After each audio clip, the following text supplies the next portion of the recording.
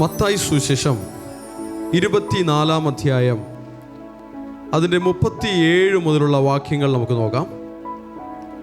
മത്തായി സുവിശേഷം 24-ാം അധ്യായം അതിൻ്റെ 37 മുതലുള്ള വാക്യങ്ങൾ.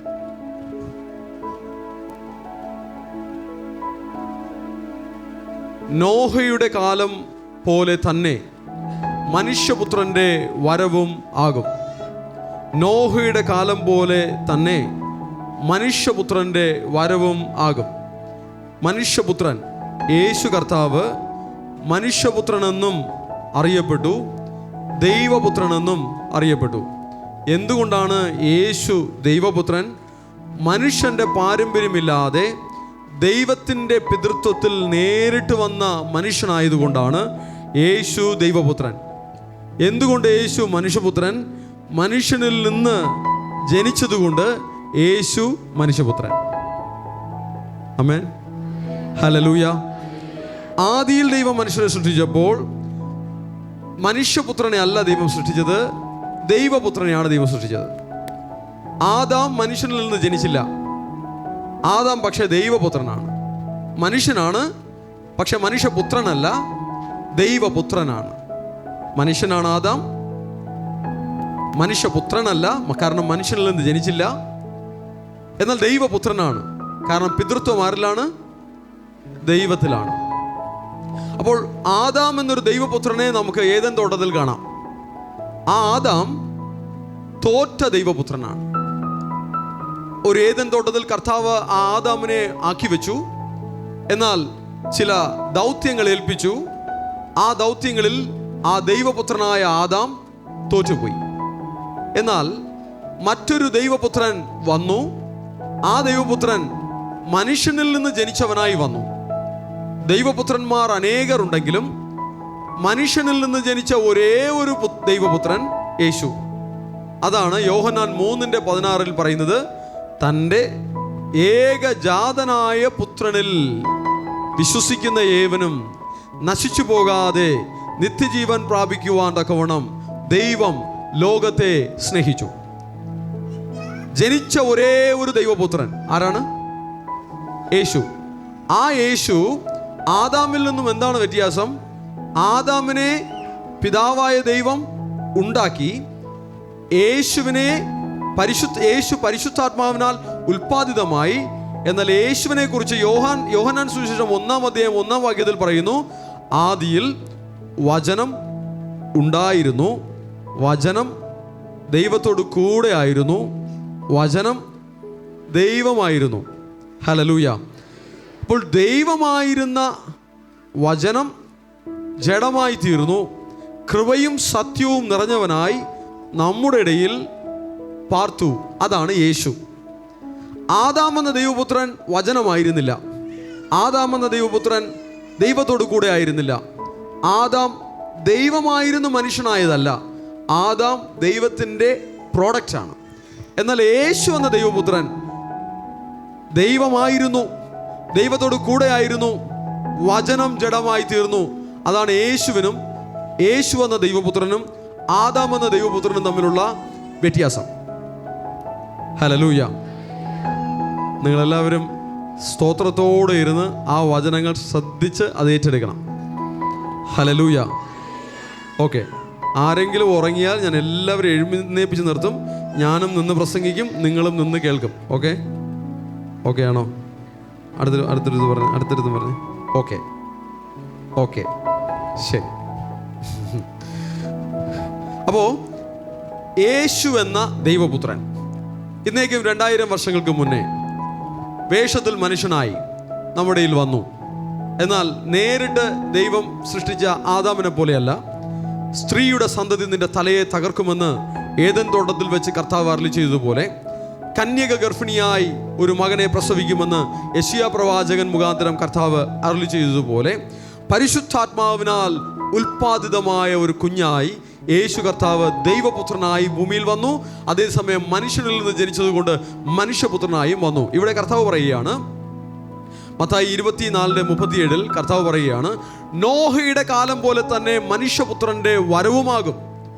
യേശു കർത്താവ് ഈ ഭൂമിയിൽ വന്ന് മരിച്ചുയർത്തെഴുന്നേറ്റ് സ്വർഗത്തിലേക്ക് കയറിപ്പോകുമ്പോൾ ദൂതന്മാർ പറഞ്ഞു, അവൻ പോയതുപോലെ തന്നെ വരും.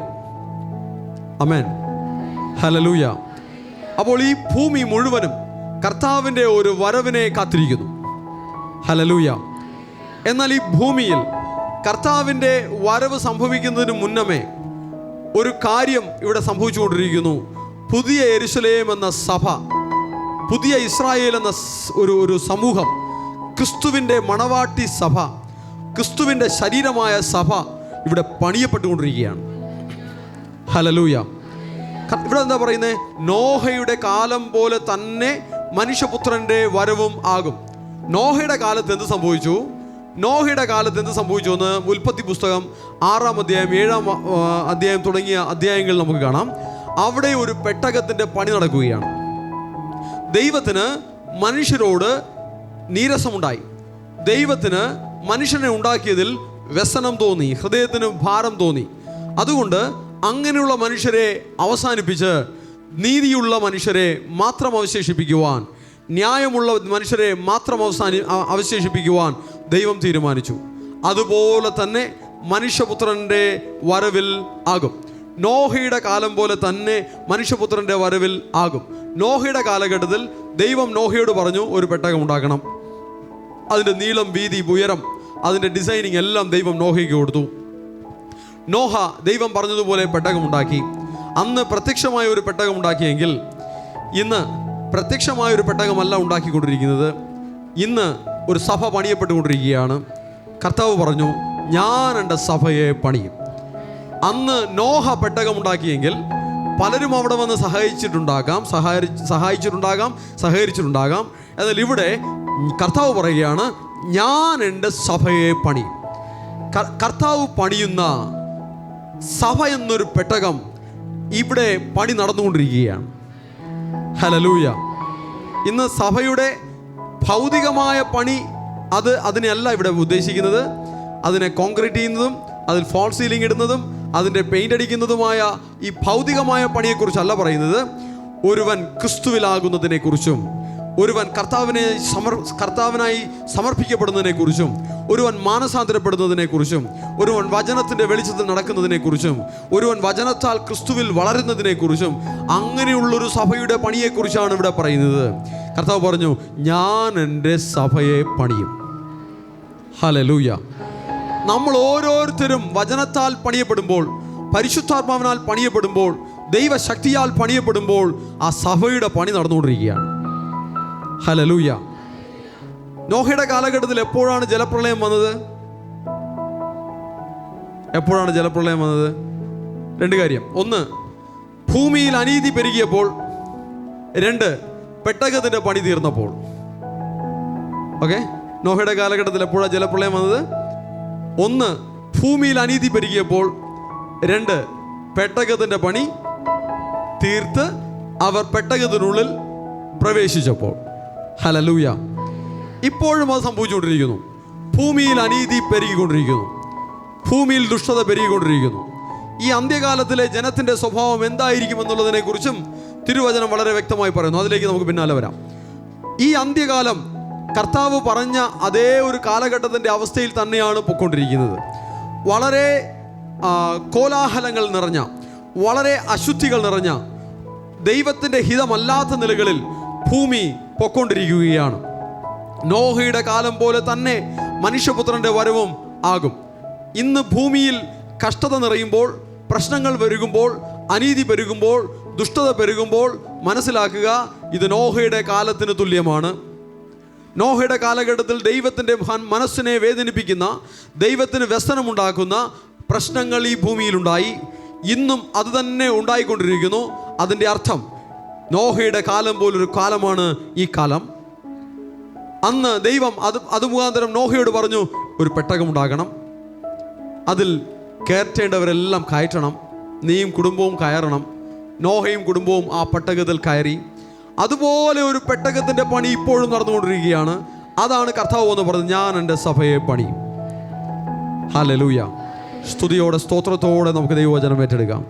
ഞാൻ എൻ്റെ സഭയെ പണിയും, ഞാൻ എൻ്റെ സഭയെ പണിയും.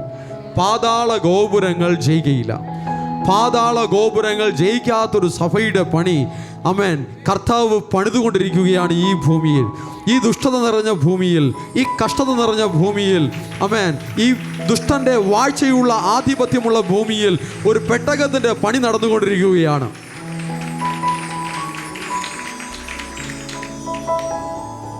പുറമേയുള്ള ഇസ്രായേലും ഒരു പെട്ടകം പണിയുന്നുണ്ട്, അവരുടെ ആലയം അവർ പണിയുന്നുണ്ട്. എന്നാൽ അകമേയുള്ള ഇസ്രായേൽ, പുതിയ ഇസ്രായേൽ ഒരു പുതിയ യെരുശലേമിനെ പണിതുകൊണ്ടിരിക്കുകയാണ്. യേശു പറഞ്ഞു, ഞാൻ എൻ്റെ സഭയെ പണിയും. ആ സഭയുടെ പണി ആമേൻ പ്രത്യക്ഷത്തിൽ കാണുവാൻ പറ്റാത്ത നിലകളിൽ ആ സഭയുടെ പണി ഓരോ വ്യക്തികളിലും നടന്നുകൊണ്ടിരിക്കുകയാണ്. ഇന്ന് നാം കർത്താവിൻ്റെ നാമത്തിൽ കൂടി വരുമ്പോൾ അത് ആ സഭയുടെ പണിയുടെ ഭാഗമാണ്. ഇന്ന് നാം ദൈവത്തെ സ്തുതിക്കുമ്പോൾ ആ സഭയുടെ പണിയുടെ ഭാഗമാണ്. ഇന്ന് നാം വചനങ്ങൾ ചിന്തിക്കുമ്പോൾ ധ്യാനിക്കുമ്പോൾ അത് ആ സഭയുടെ പണിയുടെ ഭാഗമാണ്. ഇന്ന് പരിശുദ്ധാത്മാവിന്റെ നടത്തിപ്പിൽ നാം നമ്മെ കീഴ്പ്പെടുത്തുമ്പോൾ അത് ആ സഭയുടെ പണിയുടെ ഭാഗമാണ്. ഞാൻ എൻ്റെ സഭയെ പണിയും, പാതാള ഗോപുരങ്ങൾ ജയിക്കുകയില്ല. അടുത്ത കൈ പിടിച്ച് പറഞ്ഞേ, പാതാള ഗോപുരങ്ങൾ ജയിക്കുകയില്ല.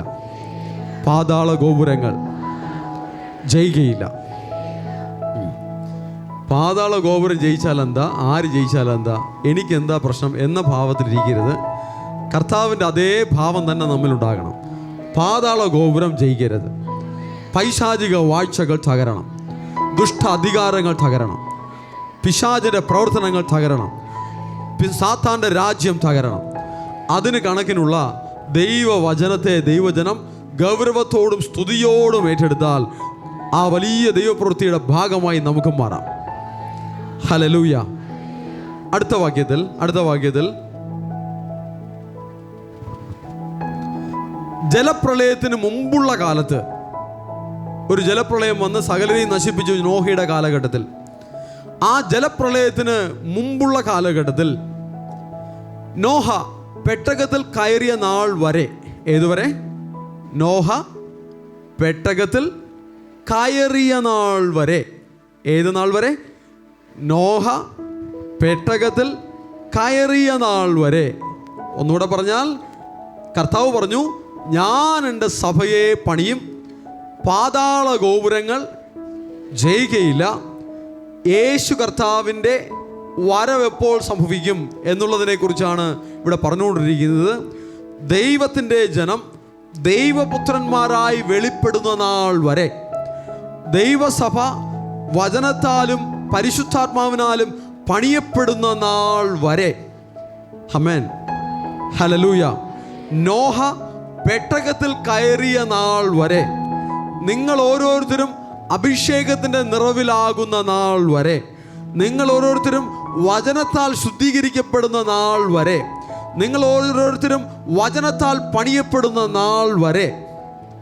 ഹല്ലേലൂയ. നാൾ വരെ നോഹയുടെ കാലഘട്ടത്തിൽ അവർ തിന്നും കുടിച്ചും വിവാഹം കഴിച്ചും വിവാഹത്തിന് കൊടുത്തും പോന്നു. ഈ വചനം കേൾക്കുമ്പോൾ ചിലർ ചിന്തിക്കും, തിന്നാൻ പാടില്ലേ, കുടിക്കാൻ പാടില്ലേ, വിവാഹത്തിന് കൊടുക്കാൻ പാടില്ലേ, വിവാഹം കഴിക്കാൻ പാടില്ലേ, ഇതല്ലേ നോർമൽ ഹ്യൂമൻ ലൈഫ്, ഇതാണല്ലോ മനുഷ്യജീവിതം എന്ന് വിചാരിക്കും. എന്നാൽ അതിന് കർത്താവിന് ഒരു പരാതിയുമില്ല. എന്നാൽ അവിടെ കാണിക്കുന്ന ഒരു കാര്യം എന്താണെന്ന് അറിയാമോ? ദൈവമില്ലാതെ അവർ ജീവിച്ചു എന്നുള്ളതാണ് അവിടെ കാണിക്കുന്നത്. ദൈവമില്ലാത്തൊരു ജീവിതം ജീവിക്കുന്ന അവസ്ഥയെക്കുറിച്ചാണ് അവിടെ കാണിക്കുന്നത്. എവിടെയെല്ലാം ദൈവത്തെ ഉപേക്ഷിച്ചിട്ട് ഈ ഭൂമി പോയിട്ടുണ്ടോ അവിടെയെല്ലാം വലിയ നാശം വന്നിട്ടുണ്ട്, അവിടെയെല്ലാം വലിയ തകർച്ച വന്നിട്ടുണ്ട്. സൊദോം ഗൊമോറ ദൈവത്തെ ഉപേക്ഷിച്ച് ദുഷ്ടതയിലേക്ക് പോയപ്പോൾ ആ ദേശം ആമേൻ ഗന്ധകവും തീപ്പൊകയും പെയ്തിറങ്ങി ആ ദേശത്തെ മുഴുവനും നശിപ്പിച്ച് കളഞ്ഞ ഒരു ദൃഷ്ടാന്തം തിരുവെഴുത്തിൽ നമുക്ക് കാണാം. നോഹയുടെ കാലഘട്ടത്തിൽ ദുഷ്ടത പെരുകിയപ്പോൾ ജലപ്രളയം വന്ന് സകലതും നശിച്ചുപോയ ഒരു കാലഘട്ടത്തെ നമുക്ക് കാണാം. ബാബേൽ ഗോപുരം, ആകാശത്തോളം എത്തുന്ന ഒരു പട്ടണം അവർ പണിതു. അതിൻ്റെ അർത്ഥം മനുഷ്യൻ വളരെയധികം ശക്തിപ്പെട്ട് ശക്തനായി എഴുന്നേറ്റപ്പോൾ അവർക്കും ദൈവമില്ലായിരുന്നു. ദൈവത്തെ കൂടാതെ അവർ പണിതതെല്ലാം കർത്താവ് പൊളിച്ചു കളഞ്ഞു. അവിടെ ദൈവം മനുഷ്യരെ ചിതറിച്ചു. ഈ കാലഘട്ടത്തിലും എത്ര തന്നെ മനുഷ്യൻ വളർന്നാലും അവൻ ദൈവത്തെ കൂടാതെയാണ് മുന്നോട്ട് പോകുന്നതെങ്കിൽ ഈ പണിതുയർത്തുന്നതെല്ലാം ദൈവം പൊളിച്ചു കളയും. ഹല്ലേലൂയ.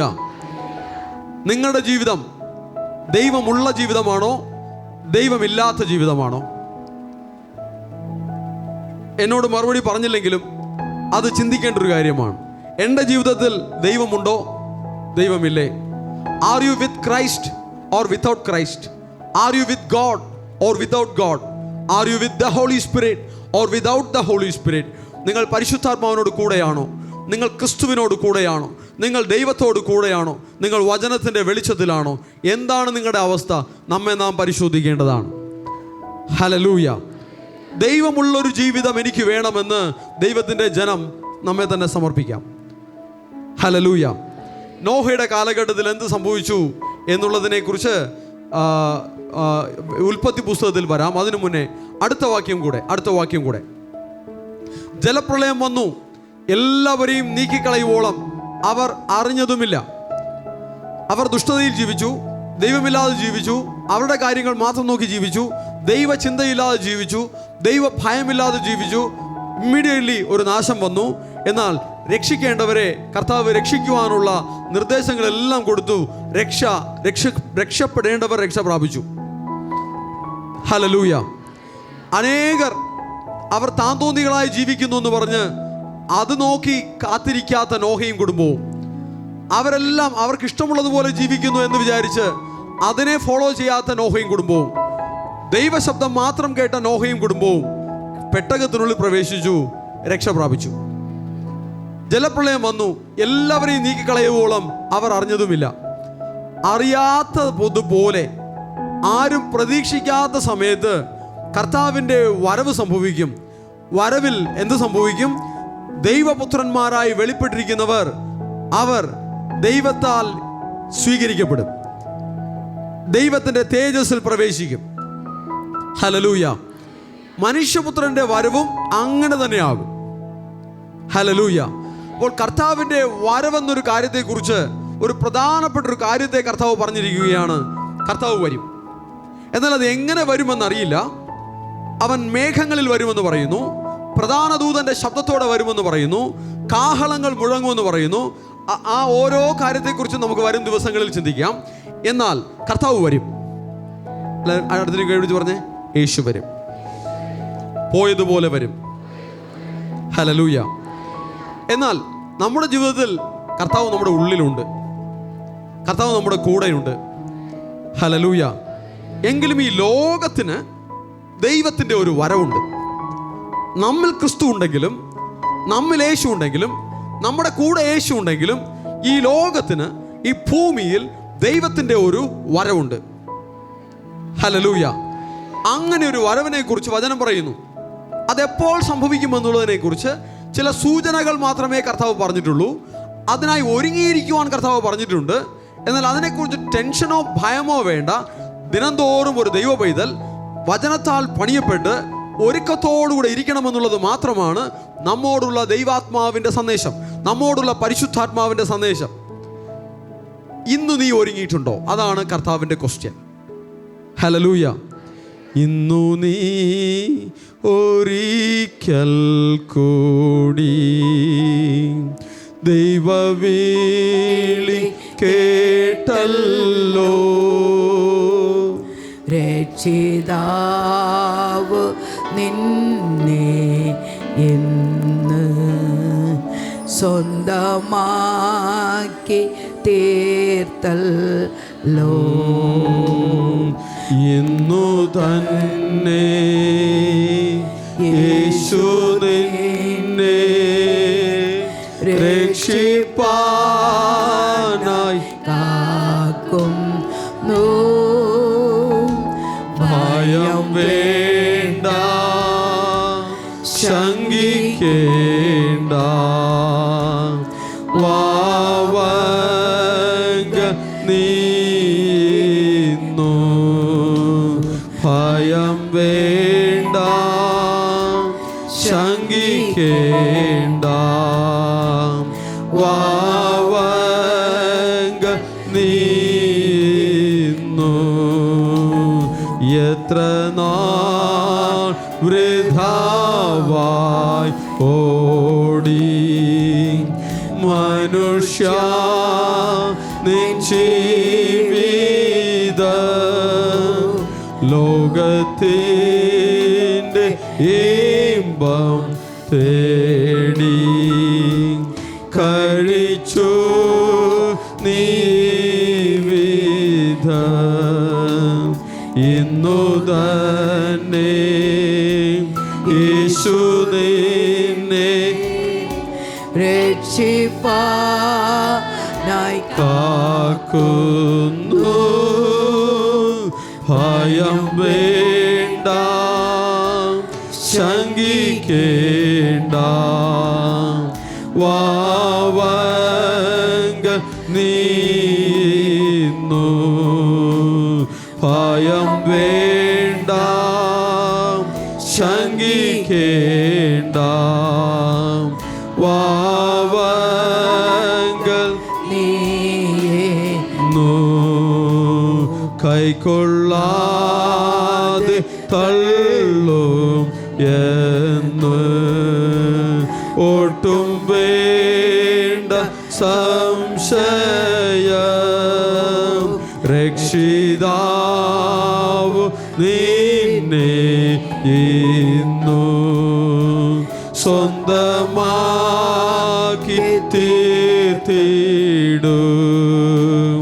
ഇന്നു തന്നെ യേശു നിന്നെ രക്ഷിപ്പാനായി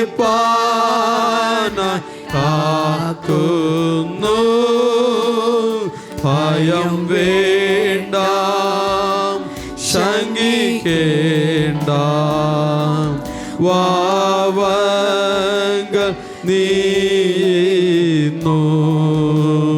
ഭയം വേണ്ട, ശങ്കിക്കേണ്ട, വാവങ്കൽ നീന്നു. ഭയം വേണ്ട, ശങ്കിക്കേണ്ട, വാവങ്കൽ നീന്നു. എന്തിനുള്ള ഭയം വേണ്ടെന്നാണ് പറയുന്നത്? രക്ഷിതാവിൻ്റെ അടുക്കൽ വരുവാൻ ഭയം വേണ്ട. ലോകം അവസാനിക്കുമെന്നുള്ള ഭയം വേണ്ട എന്നല്ല, വലിയ നാശങ്ങൾ തകർച്ചകൾ ഉണ്ടാകുമെന്നുള്ള ഭയം വേണ്ട എന്നല്ല, രക്ഷിതാവിൻ്റെ അടുക്കൽ വരുവാൻ ഭയം വേണ്ട. ഹല്ലേലൂയ. യേശു വിളിക്കുന്നു, യേശു വിളിക്കുന്നു,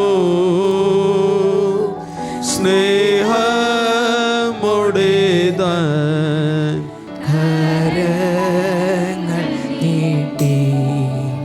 യേശു വിളിക്കുന്നു, യേശു വിളിക്കുന്നു. കർത്താവ് സ്നേഹത്തോടെ വിളിക്കുകയാണ്. കർത്താവിൻ്റെ അരികിൽ വരുവാൻ, കർത്താവിനോട് ചേർന്നിരിപ്പാൻ, കർത്താവിൻ്റെ വഴികളിൽ തന്നെ നടക്കുവാൻ കർത്താവ് തൻ്റെ ജനത്തെ സ്നേഹത്തോടെ വിളിക്കുകയാണ്.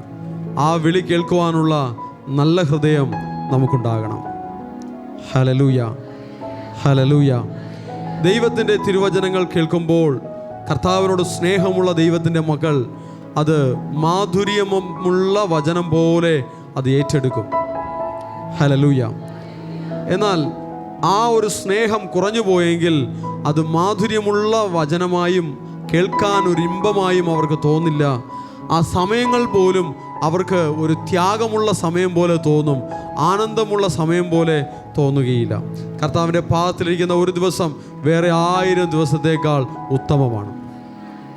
ഹല്ലേലൂയ. വേറെ 1000 ദിവസത്തേക്കാൾ ഉത്തമമാണ്. ആ ഒരു ചിന്ത നമ്മുടെ ഉള്ളിൽ ഉണ്ടാകട്ടെ. ഹല്ലേലൂയ. ഈ സഭയിലുള്ള ആരും ഒരു ദൈവസ്നേഹം കുറഞ്ഞോ തീക്ഷ്ണത കുറഞ്ഞോ ഇരിക്കുവാൻ പാടില്ല. ആ ദൈവത്തിൻ്റെ കൃപയിലും അഭിഷേകത്തിലും സാന്നിധ്യത്തിലും നിറഞ്ഞിരിക്കണം. അതുതന്നെ നമ്മുടെ ആഗ്രഹമായി മാറട്ടെ. ഒരു പാട്ട് പാടുമ്പോൾ ആ പാട്ട് അറിഞ്ഞുകൂടാ എങ്കിലും ആ പാട്ടിൻ്റെ വരികൾ ശ്രദ്ധിച്ച്, അത് അറിയാമെന്നുള്ള പാട്ടായാലും വീണ്ടും കേട്ട് ആസ്വദിച്ച്, അതിനെ തന്നെ ചിന്തിച്ച്, അതിനെ തന്നെ ധ്യാനിച്ച്, അങ്ങനെ ആയിരിക്കുമ്പോഴാണ് ആ ദൈവ സാന്നിധ്യത്തെ അനുഭവിക്കുവാൻ ദൈവമക്കൾക്ക് കഴിയുക. വചനത്തെ വളരെ ശ്രദ്ധയോടെ ദാഹത്തോടെ ശ്രദ്ധിച്ചിരിക്കുന്ന ദൈവമക്കളുണ്ട്. എന്നാൽ അലക്ഷ്യമായി ഇരിക്കുന്ന, ഒരുപക്ഷെ പുറമേ കാണാൻ ശ്രദ്ധയുണ്ടെങ്കിലും എന്നാൽ ഹൃദയം അടഞ്ഞിരിക്കുന്നവരും നമ്മുടെ ഇടയിലുണ്ട്. എന്നാൽ ഈ അവസ്ഥകൾക്കൊരു മാറ്റം വരണം. എല്ലാ ഉള്ളങ്ങളിലും ആ തീക്ഷ്ണതയുണ്ടാകുവാൻ, സ്തോത്രം ഉയർന്നു വരുവാൻ, ആ നന്ദിയുള്ള ഹൃദയമുണ്ടാകുവാൻ, സ്നേഹത്തിൻ്റെ പ്രകടനമുണ്ടാകുവാൻ ഒരു ഒരു ഒരു ഒരുക്കം നമ്മിലുണ്ടാകട്ടെ. അടുത്തിരിക്കുന്നവരുടെ കൈ പിടിച്ചൊരു പ്രൈസ് ലോർഡ് പറഞ്ഞേ. Hallelujah, hallelujah. കൈയെ പിടിച്ച് നല്ല കുലുക്കി ഒരു പ്രൈസ് ലോർഡ് പറഞ്ഞേ. Hallelujah, hallelujah. ഇതുപോലുള്ള ശല്യം ഇനിയും ഉണ്ടാകും ഉറങ്ങുന്നവരുടെ ശ്രദ്ധയ്ക്ക്. ശരി, അടിക്കടി ഉണ്ടായിക്കൊണ്ടേയിരിക്കും. ഓക്കെ, ശരി. ചില ആളുകളിങ്ങനെ പേടിച്ച് വിറച്ചിരിക്കുന്നു. എന്താ ഇവിടെ സംഭവിക്കുന്നത്, ഞാൻ ഏത് ലോകത്താണ് ഇരിക്കുന്നത്, ആ അവസ്ഥയിലിരിക്കുന്നവരുമുണ്ട്. ഉറങ്ങി എഴുന്നേറ്റ് വരുമ്പോഴുള്ള ഫീലിംഗാണ്. ശരി, ഉറങ്ങരുത്. സ്തോത്രത്തോടെ സ്തുതിയോടുകൂടെ ആ ദൈവത്തിൻ്റെ വചനം ഏറ്റെടുക്കുക. ശരി, എന്താ പറഞ്ഞത്? നോഹയുടെ കാലം പോലെ തന്നെ മനുഷ്യപുത്രൻ്റെ വരവും ആകും. നോഹയുടെ കാലത്തിലേക്ക് പോകാമോ? ഉൽപ്പത്തി പുസ്തകം 6-ാം അധ്യായം. എന്ത് സംഭവിച്ചു നോഹയുടെ കാലഘട്ടത്തിൽ? എന്താണ് നോഹയുടെ കാലഘട്ടത്തിലെ സംഭവം നമുക്ക് നോക്കാം. 6-ാം അധ്യായം. മനുഷ്യൻ ഭൂമിയിൽ പെരുകി തുടങ്ങി. അവർക്ക് പുത്രിമാർ ജനിച്ചപ്പോൾ ദൈവത്തിൻ്റെ പുത്രന്മാർ മനുഷ്യരുടെ പുത്രിമാരെ സൗന്ദര്യമുള്ളവരെന്ന് കണ്ടിട്ട് തങ്ങൾക്ക് ബോധിച്ച ഏവരെയും ഭാര്യമാരായി എടുത്തു. ഈ പറഞ്ഞിരിക്കുന്ന സംഭവം വളരെ വിവാദങ്ങൾ സൃഷ്ടിക്കുന്ന ഒരു സംഭവമാണ്. ഇതിൻ്റെ അർത്ഥം എന്താണെന്ന് പലരും പല രീതിയിൽ വ്യാഖ്യാനിക്കുന്നുണ്ട്. എന്നാൽ എനിക്ക് മനസ്സിലായ കാര്യത്തെ, എനിക്ക് ഗ്രഹിക്കുവാൻ കഴിഞ്ഞ കാര്യത്തെ ഞാൻ പറഞ്ഞുതരാം. നോഹ ഈ ആദാമിനെ കുറിച്ച് ലൂക്കോസ് സുവിശേഷം 3-ാം അധ്യായം, ലൂക്കോസ് സുവിശേഷം 3-ാം അധ്യായം അതിൻ്റെ 38-ാം വാക്യം ഒന്ന് വായിക്കാമോ?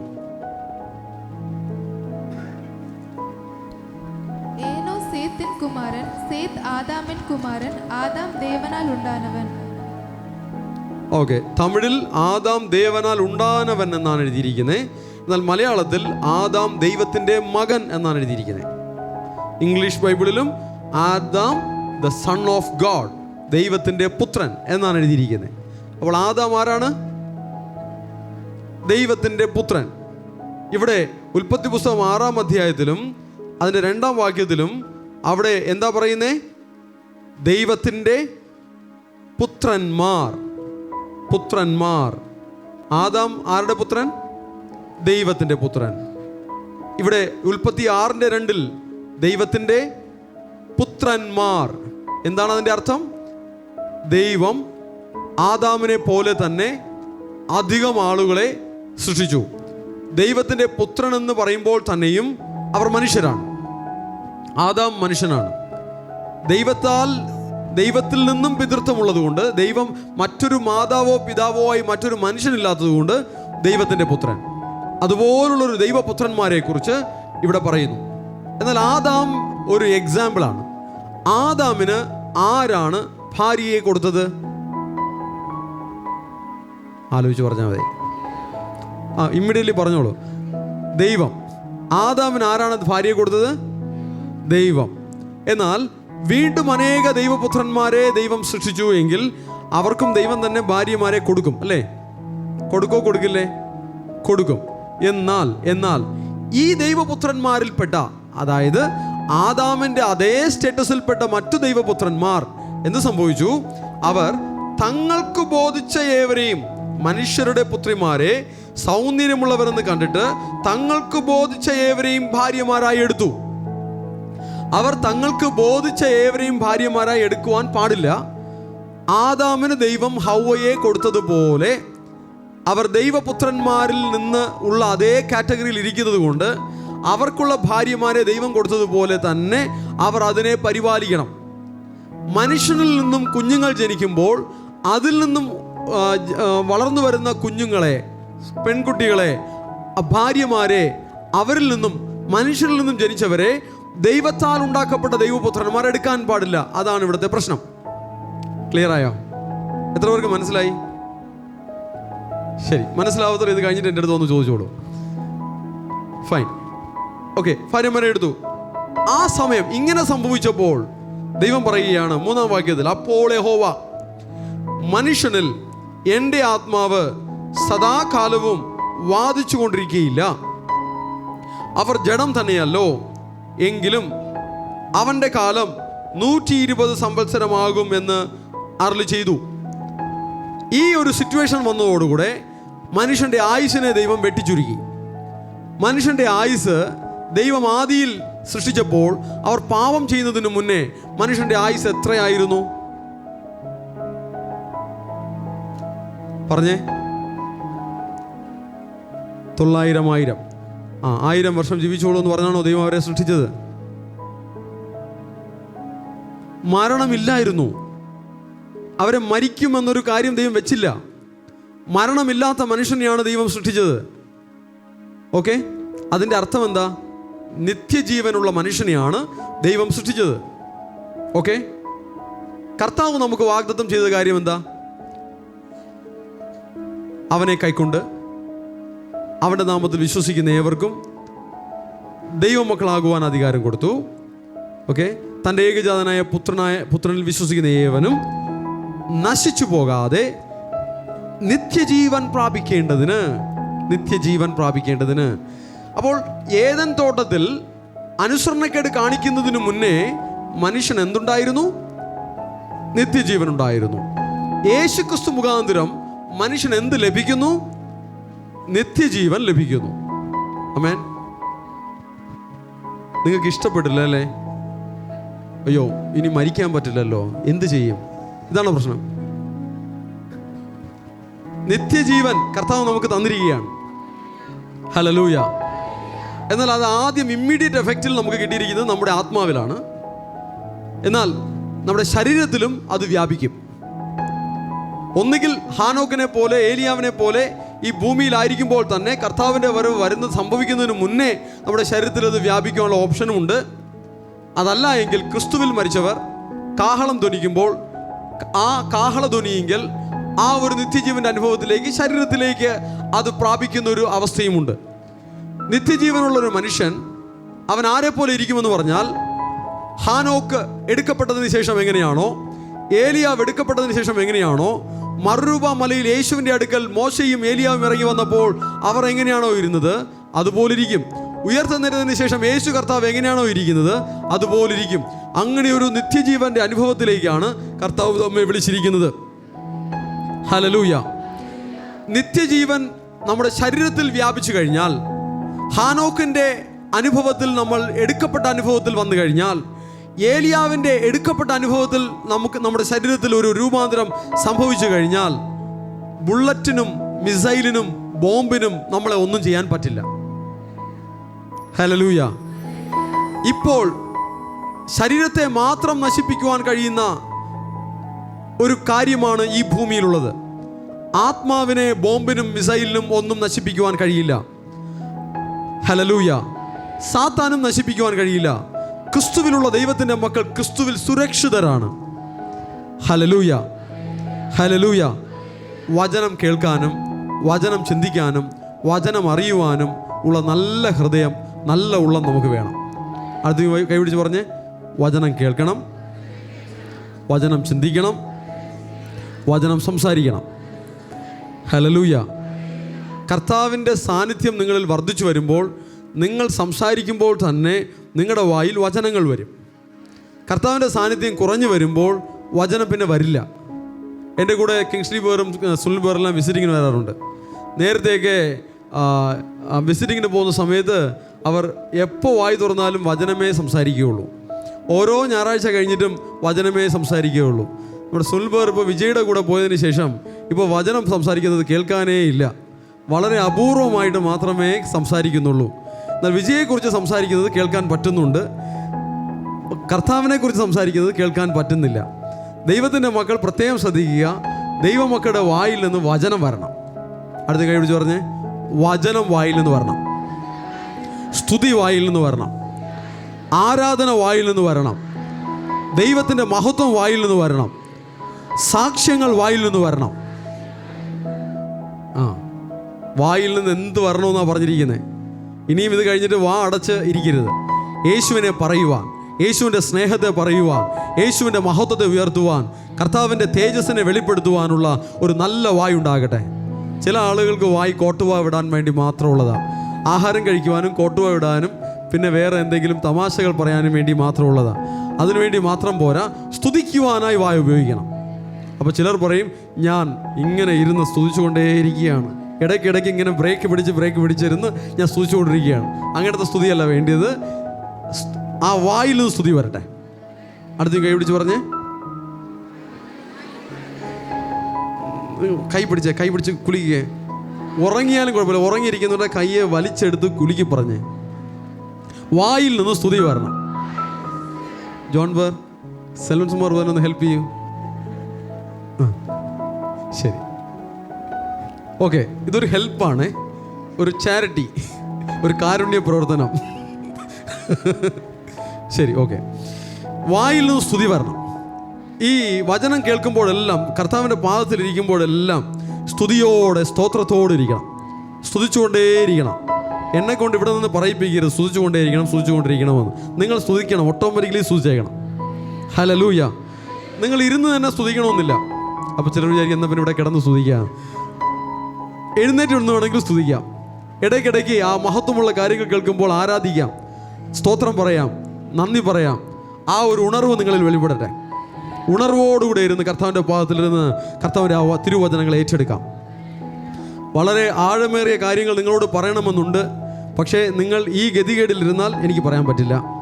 സ്തുതിയോടെ, സ്തോത്രത്തോടെ ഇരുന്നെങ്കിൽ മാത്രമേ വചനത്തിൻ്റെ ആഴങ്ങൾ പറയാൻ സാധിക്കുകയുള്ളൂ. അല്ലാതെ പോയിക്കഴിഞ്ഞാൽ ഞാൻ ഈ ലെവലിൽ പ്രസംഗിക്കില്ല, വേറെ ലെവലിൽ, സ്തുതി ലെവലിൽ, ആരാധന ലെവലിൽ പ്രസംഗിക്കും. ഓക്കെ? എന്തു വേണം? വചനം പഠിക്കണോ വേണ്ടേ? വേണം.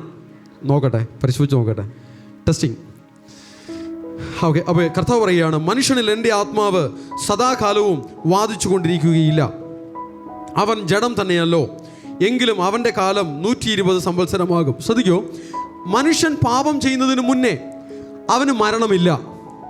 പാപം ചെയ്തതിന് ശേഷം അവൻ്റെ ആയുഷ്കാലം 900, 1000 എന്ന നിലയിൽ, 1000 എന്ന് ശരാശരി ഇട്ടുള്ളൂ, ആ നിലയിലാണ് അവൻ്റെ ആയുസ്. എല്ലാവരുടെയും ആയുസ്സിൻ്റെ കണക്ക് നമുക്കില്ല. ആദാമിൻ്റെ വംശപാരമ്പര്യത്തിൽ നിന്നുള്ള കണക്കുകൾ മാത്രമേ നമ്മുടെ കയ്യിലുള്ളൂ. എന്നാൽ ആ കാലഘട്ടത്തിൽ 1000 എന്നുള്ള ഒരു സംഖ്യയാണ് അവിടെ ആയുസ്സായി മാറിയത്. എന്നാൽ ഈ 1000 എന്ന ആ ഒരു സംഖ്യയിൽ അവിടെ ആയുസ് ആയിരിക്കുന്ന സമയത്താണ് കർത്താവ് ഇപ്പോൾ ഇവിടെ പറയുന്നത്, മനുഷ്യനിൽ യഹോവയുടെ ആത്മാവ് സദാകാലവും വാദിച്ചു കൊണ്ടിരിക്കുകയില്ല, അവൻ്റെ ആയുസ് 120 സംവത്സരം ആകും എന്ന് പറയുന്നത്.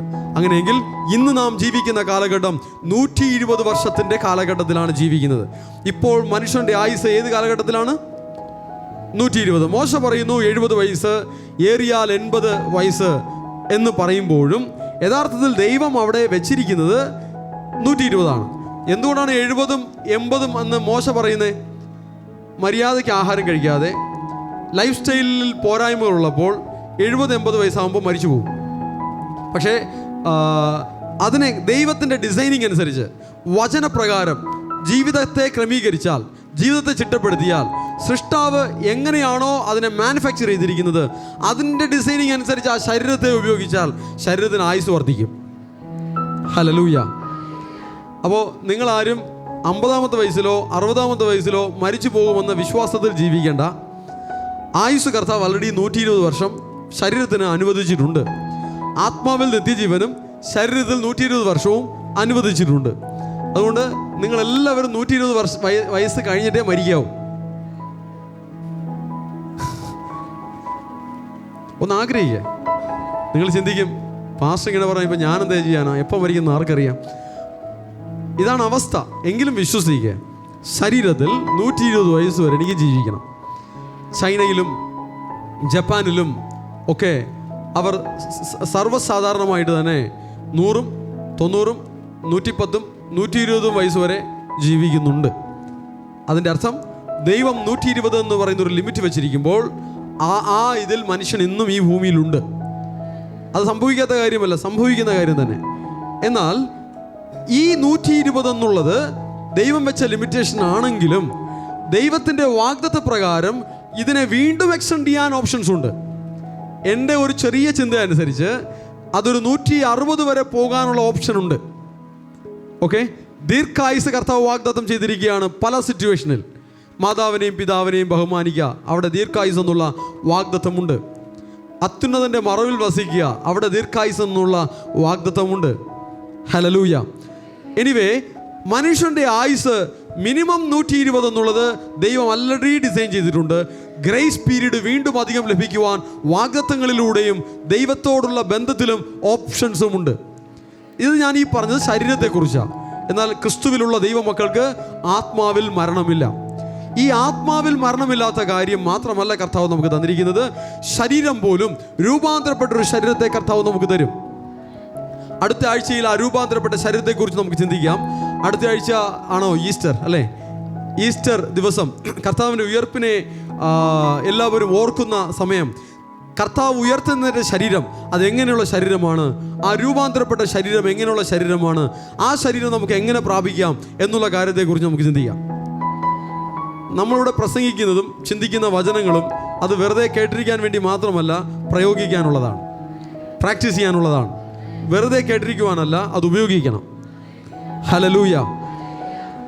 അടുത്ത കേൾവിച്ച് പറഞ്ഞ് ഞാൻ ഒരു കാര്യം പറഞ്ഞുതരാം. അടുത്ത കേൾവിച്ച് പറഞ്ഞ്, മന്ദബുദ്ധികൾ കേൾക്കുന്നതൊന്നും അനുസരിക്കില്ല, ജ്ഞാനികൾ വചനം ഏറ്റെടുക്കും.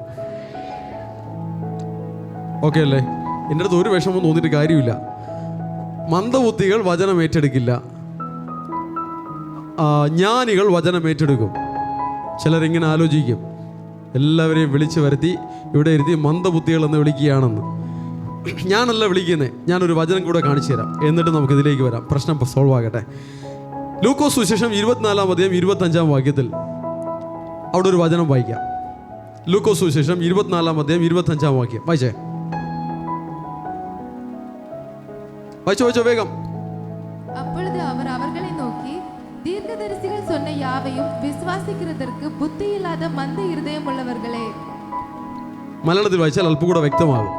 അവൻ അവരോട്, അവനെന്ന് പറഞ്ഞാൽ ഇത് ട്രാൻസ്ലേറ്റ് ചെയ്തവരുടെ പ്രശ്നമാണ്. അവൻ എന്ന് കർത്താവിന് പറഞ്ഞിരിക്കുന്ന കാര്യം നമ്മൾ ആ ബൈബിളിൽ അങ്ങനെ പ്രിൻ്റ് ചെയ്ത് തന്നതുകൊണ്ട് നമ്മൾ കർത്താവിനെ പോലും അവനെന്ന് വിളിക്കുകയാണ്. കഴിഞ്ഞ ദിവസം ഞാനത് പറഞ്ഞതിലേക്ക് വരാം. കഴിഞ്ഞ ദിവസം ഒരു ഭാര്യ ഭർത്താവ് അവർ ഒരു ശുശ്രൂഷ ഫാമിലി അവർ എൻ്റെ അടുത്ത് കൗൺസിലിങ്ങിന് വന്നു. അപ്പോൾ പുറത്തു നിന്ന് കൗൺസിലിങ്ങിന് വന്നു. അപ്പോൾ ഭർത്താവിൻ്റെ ഒരു മെയിൻ പരാതി, ഭാര്യ നിങ്ങളെന്ന് വിളിക്കുന്നു. അവർ 2 ധ്രുവങ്ങളിലുള്ള ആളുകൾ ആയതുകൊണ്ട് നിങ്ങളെന്ന് വിളിക്കുമ്പോൾ അതിലൊരു റെസ്പെക്റ്റ് ഉണ്ടെന്നാണ് ഞാൻ മനസ്സിലാക്കുന്നത്. പക്ഷേ ചിലർക്കത് റെസ്പെക്റ്റ് ഇല്ല എന്ന് തോന്നുന്നു. ശരി, അത് കൊളാപ്സ്ഡ് കണ്ടീഷനാണ്. ഒരു നിങ്ങളെന്ന് വിളിക്കുന്ന ഒരു കാര്യത്തെ പോലും ഭർത്താവിന് സഹിക്കുന്നില്ല. പക്ഷേ ഓരോ ബിഷപ്പുമാർക്കും ഒക്കെ വലിയ പാസ്റ്റർമാർക്കും എല്ലാം റവറൻഡ്, തിരുമേനി, അഭിമന്യ തിരുമേനി എന്നൊക്കെ വാക്കുകൾ കൊടുത്ത് പറഞ്ഞിട്ട് ഇവരെല്ലാം കർത്താവിനെ പറയുന്നത് എന്താ? അവൻ അവരോട് എന്ന് പറഞ്ഞാണ് വിളിക്കുന്നത്. ഞാൻ പറയുന്നത്, ഈ ബൈബിൾ ഉപയോഗിക്കുന്ന, അതിൻ്റെ പിന്നിൽ പ്രവർത്തിക്കുന്ന അതിൻ്റെ സഭാ നേതാക്കന്മാരെയും കർത്താവിന് ഉപയോഗിക്കുന്ന വാക്കിന് ബഹുമാനമില്ലാത്തത് ഇത് ഉപയോഗിക്കുന്നുവെങ്കിൽ അവരെയും അതേ വാക്ക് ഉപയോഗിക്കാവും. അഭിവന്ദ്യ തിരുമേനി എന്ന് പറയരുത്, ഈ വന്നിരിക്കുന്ന ഇവൻ എന്ന് പറഞ്ഞ് പ്രസംഗിക്കണം. അങ്ങനെ പ്രസംഗിച്ച് തുടങ്ങി നോക്കിക്കേ, ഈ അവസ്ഥയ്ക്ക് മാറ്റം വരും. അങ്ങനെ പ്രസംഗിച്ചു തുടങ്ങുമ്പോൾ ഈ അവസ്ഥയ്ക്ക് മാറ്റം വരും. റവറൻഡ് വിടരുത്, തിരുമേനി വിടരുത്, ഒന്നും ഇടരുത്. ഓക്കെ, അവനിപ്പോൾ വരും എന്ന് തന്നെ പറയണം. ബിഷപ്പ് വന്നുകൊണ്ടിരിക്കുക, തിരുമേനി വന്നുകൊണ്ടിരിക്കുക, അഭിമന്യ തിരുമേനി വന്നുകൊണ്ടിരിക്കുക എന്നല്ല പറയേണ്ടത്. അവൻ അവിടെ എവിടെയോ ട്രാഫിക് ജാമിൽ പെട്ട് കിടക്കുക, അവനിപ്പോൾ വരുമെന്ന് പ്രതീക്ഷിക്കുന്നു എന്ന് പറയണം. എന്ന് പറഞ്ഞാൽ ഇതിൽ പ്രശ്നത്തിന് സൊല്യൂഷൻ ഉണ്ടാകുമല്ലോ. ഓക്കെ, കർത്താവിനെ വളരെ നിസ്സാരമായിട്ട് അവനെന്ന് പറയുന്നു. വീട്ടിൽ ആരെങ്കിലും നീ എന്നൊക്കെ പറഞ്ഞാൽ ഫീലിംഗ് ആണ്, സഹിക്കാൻ പറ്റുന്നില്ല. പകരം കർത്താവിനെ അവർക്ക് എന്തും വിളിക്കാം. ശരി, അത് വിട്ടേക്കും. ഞാൻ കഴിഞ്ഞ ആഴ്ചയും ഈ വിഷയം നിങ്ങളോട് പറഞ്ഞു, അത് വിട്ടേക്കും. യേശു അവരോട് ഇതാണ് കർത്താവ് പറഞ്ഞ വാക്കുകളാണ് നമ്മൾ നോക്കുന്നത്. അയ്യോ ബുദ്ധിഹീനരെ, എന്താ വിളിച്ചിരിക്കുന്നത്? യു ഫൂൾസ് എന്നാണ് വിളിച്ചിരിക്കുന്നത്. ഇംഗ്ലീഷിൽ പറയുമ്പോൾ എല്ലാവർക്കും മനസ്സിലാവുള്ളൂ. യു ഫൂൾസ് എന്നാണ് വിളിച്ചിരിക്കുന്നത്. ഇതുവരെ ശ്രദ്ധിക്കാതിരുന്ന പിള്ളേരുൾപ്പെടെ ഇപ്പം ശ്രദ്ധിച്ചിരിക്കുന്നു. ഇങ്ങനെയുള്ള കാര്യങ്ങൾ ഒരു പ്രത്യേകം ശ്രദ്ധിക്കും. എന്തിനാ വീണ്ടും ബാക്കിയുള്ളവരെ വിളിക്കാൻ വേണ്ടിയിട്ടാണ് അങ്ങനെ വിളിക്കരുത്. U fools. എന്തുകൊണ്ടാണ് ഫൂൾസ് എന്ന് വിളിക്കുന്നതെന്ന് അറിയാമോ? അതിൻ്റെ കാര്യം അടുത്ത വാക്കി പറഞ്ഞിട്ടുണ്ട്. വെയിറ്റ്. ബുദ്ധിഹീനരെ, പ്രവാചകന്മാർ പറഞ്ഞിരിക്കുന്നതെല്ലാം വിശ്വസിക്കാത്ത മന്ദബുദ്ധികളെ. എന്തുകൊണ്ടാ വിളിക്കുന്നേ? മന്ദബുദ്ധികളെന്ന് വിളിച്ചത് ആരാ? ഞാനല്ലല്ലോ, കർത്താവാണ്, യേശുവാണ്. എന്തുകൊണ്ടാണ് മന്ദബുദ്ധി എന്ന് വിളിച്ചത്? പറഞ്ഞിരിക്കുന്നത് വിശ്വസിക്കൂല. ഞാനിപ്പോൾ എന്താ മന്ദബുദ്ധികളെന്ന് വിളിക്കാൻ കാരണം? വചനം കേൾക്കും, ഏറ്റെടുക്കൂല. ഓക്കെ, നമ്മുടെ സൺഡേ സ്കൂളിലെ കുട്ടികൾ വളരെ സ്നേഹമുള്ള, വളരെ അനുഗ്രഹിക്കപ്പെട്ട നല്ല കുട്ടികളാണ് നമ്മുടെ സൺഡേ സ്കൂളിലെ കുട്ടികൾ. ഇവരെക്കുറിച്ച് പറയുന്ന പരാതി എത്രത്തോളം ശരിയാണെന്ന് എനിക്ക് അറിയില്ല, പരിശോധിക്കേണ്ടതാണ്. ഇല്ലാത്ത പരാതിയാണ് പറയുന്നതാണ് ഞാൻ വിചാരിക്കുന്നത്. ഇവരെ പഠിപ്പിച്ചു കൊടുക്കുന്നതൊന്നും അനുസരിക്കുന്നില്ല എന്നുള്ളതാണ് പഠിപ്പിച്ചു കൊടുക്കുന്നവർ പറയുന്നത്. ഓക്കെ, അതായത് ധാരാളം നല്ല കാര്യങ്ങൾ പറഞ്ഞു കൊടുക്കുന്നുണ്ട്, അതെല്ലാം അനുസരിക്കുന്നില്ല എന്ന് നിങ്ങളെക്കുറിച്ച് പരാതിയുണ്ട്. ശരിയാണോ? ശരിയാണോ? അല്ല, അനുസരിക്കുന്നുണ്ടല്ലേ? ആൽഫിൻ അനുസരിക്കുന്നുണ്ടോ? ഓക്കെ, എബി അനുസരിക്കുന്നുണ്ട്. ഇവിടെ നല്ല കുട്ടികളാണ്. നിങ്ങൾ പാരൻസ് അല്പം ശ്രദ്ധിച്ചാൽ മാത്രം മതി. ഹൈ ഡീസൻറ്റ് കുട്ടികളായിട്ട് ഇവർ വളർന്നു വരും. ഓക്കെ, ശരി. എന്തായാലും ഒരു പരാതിയുണ്ട്. സൺഡേ സ്കൂളിൽ ഒക്കെ പഠിപ്പിക്കുന്ന കാര്യങ്ങൾ അതുപോലെ കേട്ട് അതുപോലെ ഏറ്റെടുക്കണം, അതുപോലെ അനുസരിക്കണം. എങ്കിൽ മന്ദബുദ്ധികളെ എന്ന് വിളിക്കില്ല, ഇല്ലെങ്കിൽ വിളിക്കും. വചനം പഠിച്ചിട്ടും അതനുസരിക്കാത്തവരെയാണ് എന്തെന്ന് വിളിക്കുന്നത്? മന്ദബുദ്ധികളെ. പാരൻസ് ഇത് കേട്ട് സ്ഥിരം വിളി തുടങ്ങരുത് കുട്ടികളെ. അവരെ പ്രോത്സാഹിപ്പിച്ചാൽ മതി, അവരെ എൻകറേജ് ചെയ്താൽ മതി, അവരനുസരിക്കട്ടെ, അവരെ അഭ്യസിപ്പിച്ചാൽ മതി, അവരെ വചനങ്ങൾ അനുസരിക്കട്ടെ, വചനത്തിൻ്റെ ക്വാളിറ്റി അവരിൽ വരട്ടെ. പ്രവാചകന്മാർ പറഞ്ഞിരിക്കുന്നതിനെ വിശ്വസിക്കാത്തത് കൊണ്ട് കർത്താവ് വിളിക്കുകയാണ് യു ഫൂൾസ്, ബുദ്ധിഹീനരെ, മന്ദബുദ്ധികളെ എന്ന് വിളിക്കുകയാണ്. ദൈവജനം മന്ദബുദ്ധികളാകരുത്. കേൾക്കുന്ന വചനത്തെ ഏറ്റെടുക്കണം. വചനത്തെ ഏറ്റെടുത്താൽ ദൈവപ്രവൃത്തി ആരംഭിക്കും. ഹല്ലേലൂയ. അടുത്തിരിങ്ങളുടെ കൈ പിടിച്ചൊന്ന് പറഞ്ഞേ, വചനം ഏറ്റെടുക്കുമ്പോൾ ദൈവപ്രവൃത്തി ആരംഭിക്കും. വചനം ഏറ്റെടുക്കുമ്പോൾ ദൈവമഹത്വം വെളിപ്പെടും. വചനം ഏറ്റെടുക്കുമ്പോൾ സ്വർഗം തുറക്കും. വചനം ഏറ്റെടുക്കുമ്പോൾ ദൂതന്മാർ ഇറങ്ങും. വചനം ഏറ്റെടുക്കുമ്പോൾ അത്ഭുതങ്ങൾ നടക്കും. വചനം ഏറ്റെടുക്കുമ്പോൾ രോഗം മാറും. വചനം ഏറ്റെടുക്കുമ്പോൾ ശാപം മാറും. വചനം ഏറ്റെടുക്കുമ്പോൾ അസമാധാനം മാറും. വചനം ഏറ്റെടുക്കുമ്പോൾ ആശീർവാദമുണ്ടാകും. ഇതുപോലും പറഞ്ഞിരുന്ന് ഉറങ്ങിയവരുണ്ടോ എന്ന് എനിക്കറിയില്ല. എന്തായാലും വചനം ഏറ്റെടുക്കുമ്പോൾ ദൈവപ്രവൃത്തി ആരംഭിക്കും. ഹല്ലേലൂയ. അനേക ദൈവത്തിൻ്റെ മഹത്വങ്ങൾ നമ്മൾ സ്വന്തമാക്കിയവരാണ്. എന്നാൽ തീ ജ്വാലകളായി ആത്മാവിൽ നമ്മൾ ജ്വലിച്ച് പ്രകാശിക്കണമെന്നുള്ള ആ കർത്താവിൻ്റെ ഇഷ്ടത്തെ നമുക്ക് ഏറ്റെടുക്കാം. ഹല്ലേലൂയ. സ്തുതിയിൽ കവിഞ്ഞിരുന്ന ആത്മാവിൽ ബലപ്പെട്ട് ദൈവകൃപയിൽ എഴുന്നേൽക്കുവാൻ നമുക്ക് എഴുന്നേൽക്കാം. ഹല്ലേലൂയ. അപ്പോൾ മന്ദബുദ്ധികളെ എന്ന് കർത്താവ് വിളിക്കുന്ന വിളി നമുക്ക് വേണ്ട. പകരം അനുസരണയുള്ള, സ്നേഹമുള്ള ദൈവമക്കളായി തന്നെ നമുക്ക് വെളിപ്പെട്ട് വരാം. ആമേൻ. ഹല്ലേലൂയ. ആദാമും ഹവ്വയും ഏദൻ തോട്ടത്തിനകത്ത് നിന്നു. ദൈവം അവരോട് പറഞ്ഞിരുന്നു, തോട്ടത്തിൽ വേല ചെയ്യണം, തോട്ടത്തെ കാക്കണം, തോട്ടത്തിൻ്റെ നടുവിലുള്ള നന്മതിന്മകളെക്കുറിച്ചുള്ള തിരിച്ചറിവിൻ്റെ വൃക്ഷഫലം തിന്നരുത്. ഇങ്ങനെ കുറേ ഇൻസ്ട്രക്ഷൻസ് കൊടുത്തിരുന്നു. എന്നാൽ ഇതെല്ലാം ആദാമും ഹവ്വയും ലംഘിച്ചു. അപ്പോൾ ഈ മന്ദബുദ്ധികളെ എന്നുള്ള വിളി അവിടെയും ആപ്ലിക്കബിൾ ആണ്. അവിടെ നിന്ന് വരുന്ന സന്തതി പരമ്പരയിൽ അനേകർ മന്ദബുദ്ധികളായി തന്നെ വചനമനുസരിക്കാത്ത, വചനത്തെ ഏറ്റെടുക്കാത്ത മന്ദബുദ്ധികളായി തന്നെ വരികയാണ്. എങ്കിലും അവരിൽ നിന്നും ചിലർ അതിൽ നിന്നും വഴിതിരിഞ്ഞ് നടന്നു. ഹാനോക്ക് ദൈവത്തോട് കൂടെ നടന്നു. ഏലിയാവ് ദൈവത്തോട് കൂടെ നടന്നു. നോഹ ദൈവത്തോട് കൂടെ നടന്നു. അബ്രഹാം ദൈവത്തിനോട് കൂടെ നടന്നു. ദൈവത്തെ സ്നേഹിച്ച അങ്ങനെയുള്ള മക്കളെ പോലെ നമുക്കും ആകുവാൻ തക്കവണ്ണം നമുക്ക് എഴുന്നേൽക്കാം. സ്തുതിയുള്ള, വചനമുള്ള, ആരാധനയുള്ള ദൈവപുത്രന്മാരായി നമുക്ക് എഴുന്നേൽക്കാം. Hallelujah, hallelujah. അപ്പോൾ ദൈവപുത്രന്മാർ ആദാമിനെ പോലുള്ള അനേകരുണ്ട്. അവർക്ക് ദൈവം ഭാര്യമാരെ കൊടുത്തു. എന്നാൽ മനുഷ്യരിൽ നിന്ന് ജനിച്ച സ്ത്രീകളെ സൗന്ദര്യമുള്ളവരെന്ന് കണ്ടിട്ട് അവർ തങ്ങൾക്ക് ബോധിച്ച ഏവരെയും ഭാര്യമാരായി എടുത്തു. വീണ്ടും 4-ാം വാക്യത്തിൽ പറയുന്നു, അക്കാലത്ത് ഭൂമിയിൽ മല്ലന്മാരുണ്ടായിരുന്നു. അതിൻ്റെ ശേഷവും ദൈവത്തിൻ്റെ പുത്രന്മാർ മനുഷ്യരുടെ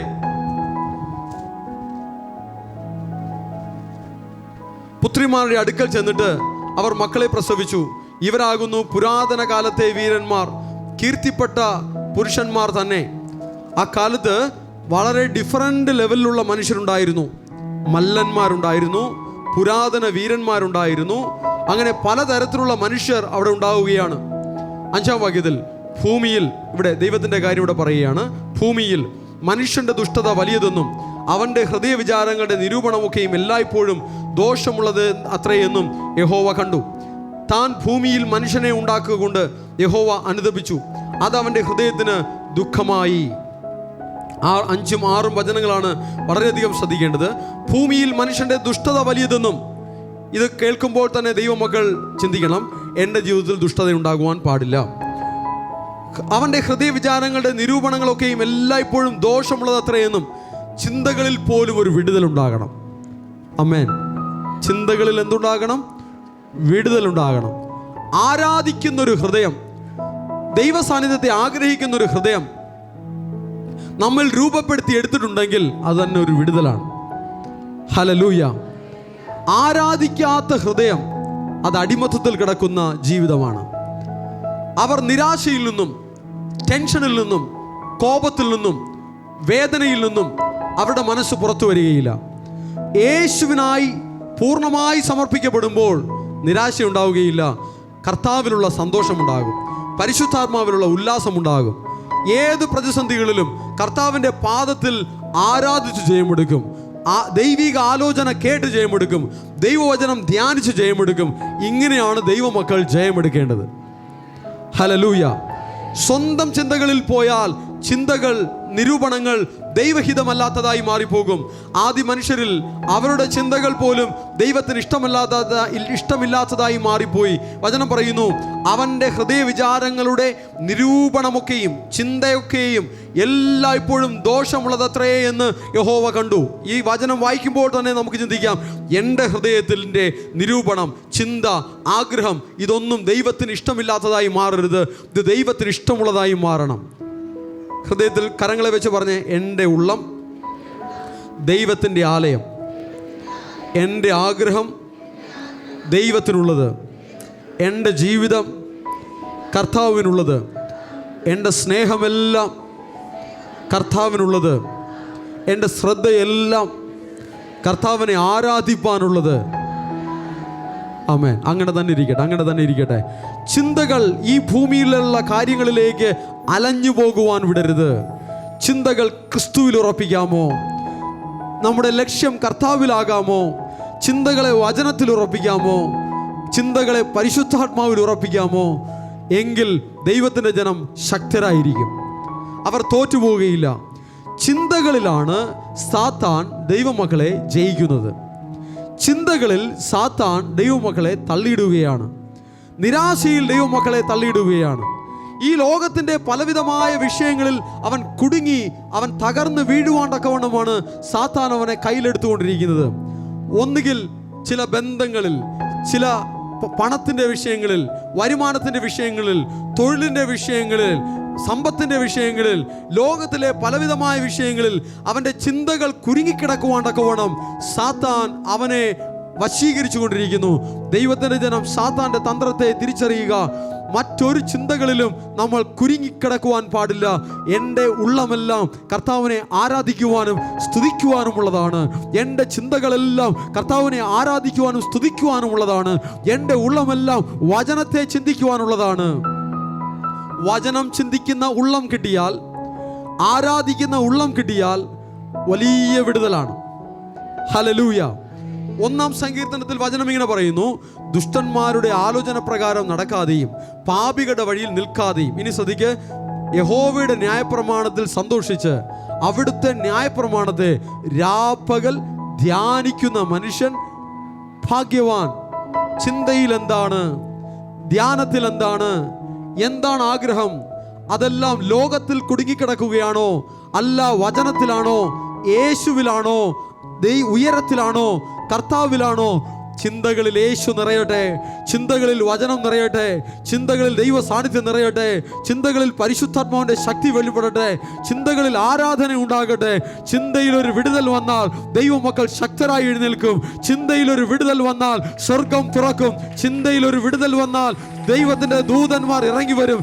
ചിന്തയിൽ ഒരു വിടുതൽ വന്നാൽ അനേക നന്മകൾ പ്രാപിച്ച് ജയമെടുക്കുവാൻ ദൈവമക്കൾക്ക് കഴിയും.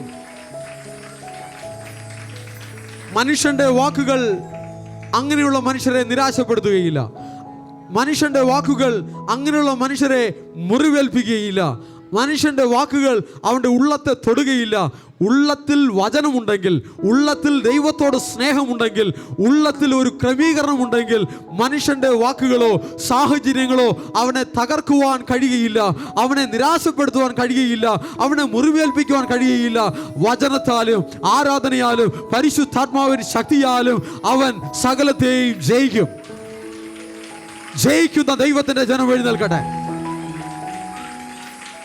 ജയിക്കുന്ന ദൈവത്തിന്റെ ജനം.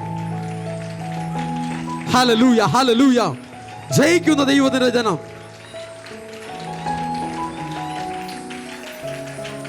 കർത്താവ് സ്വർഗത്തിൽ നിന്ന് നോക്കുമ്പോൾ സ്തുതിക്കുന്ന ഉള്ളമുള്ള ദൈവജനത്തെ കാണണം.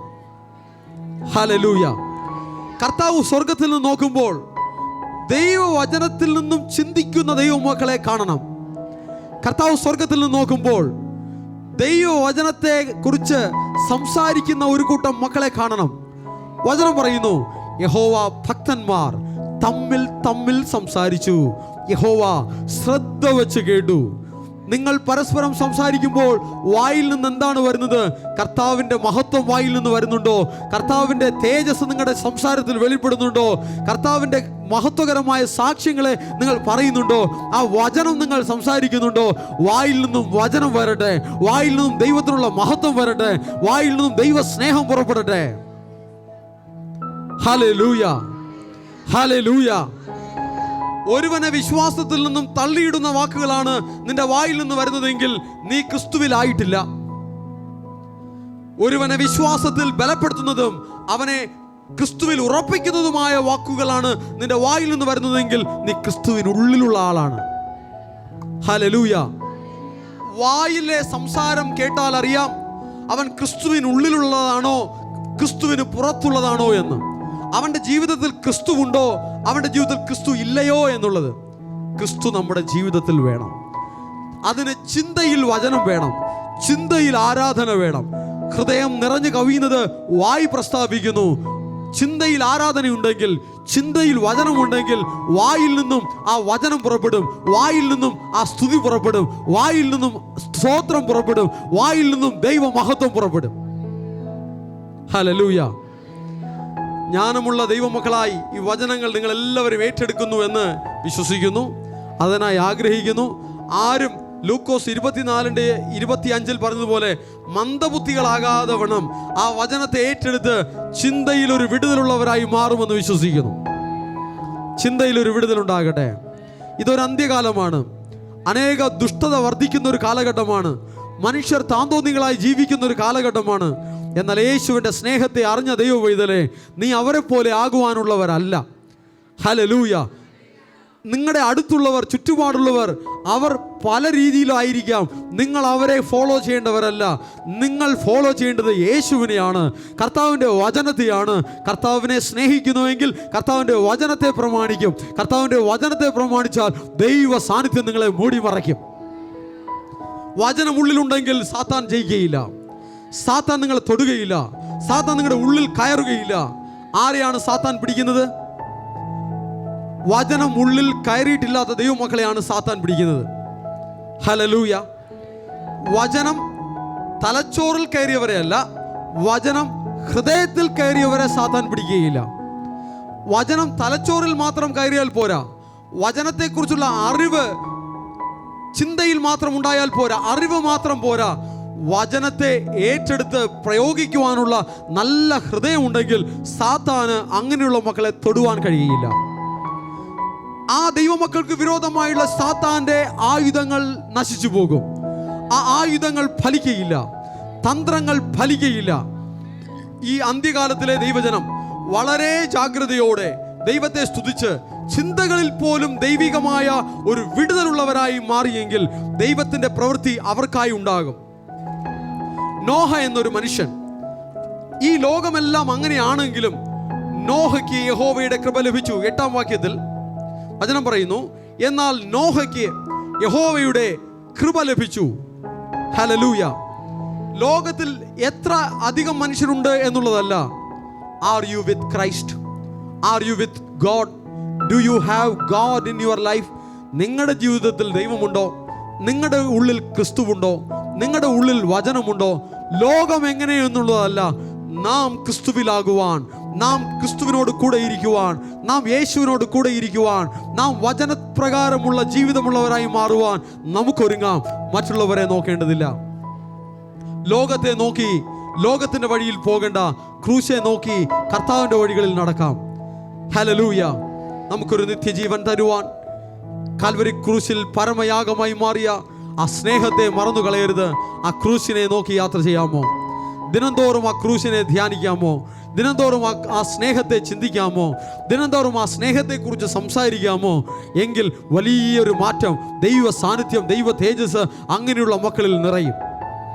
വായിൽ നിന്നും ദൈവവചനം പുറത്തു വന്നില്ല എങ്കിൽ, വായിൽ നിന്നും ദൈവമഹത്വം പുറത്തു വന്നില്ല എങ്കിൽ ലോകം നിങ്ങളെ മൂടും. വായിൽ നിന്നും ലോകത്തിന്റെ കാര്യമല്ല പുറത്തു വരേണ്ടത്, വായിൽ നിന്നും ദൈവത്തിന്റെ മഹത്വം പുറത്തു വരട്ടെ. വായിൽ നിന്നും ദൈവത്തിന്റെ തേജസ് വെളിപ്പെടട്ടെ. ഹൃദയത്തിൽ വചനം നിറഞ്ഞാൽ വായിൽ നിന്നും പുറത്തു വരും. വായിൽ നിന്നും വചനം പുറത്തു വരട്ടെ. നിരാശ നിങ്ങളെ മൂടുകയില്ല. ലോകത്തിലെ പ്രതിസന്ധികൾ നിങ്ങളെ ജയിക്കുകയില്ല. ഏത് പ്രതിസന്ധിയുടെ ഘട്ടത്തിലും നിങ്ങൾ ജയത്തോടെ കർത്താവിനെ പാടി സ്തുതിക്കും, ജയത്തോടെ കർത്താവിനെ മഹത്വപ്പെടുത്തും, ജയത്തോടെ കർത്താവിനെ ആരാധിക്കും.